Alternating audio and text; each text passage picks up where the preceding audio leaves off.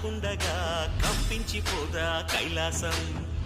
ఇప్పుడే శుభలగ్నం, ఇది నా సంకల్పం, విధినే ఎదిరిస్తా నీ సాక్షిగా.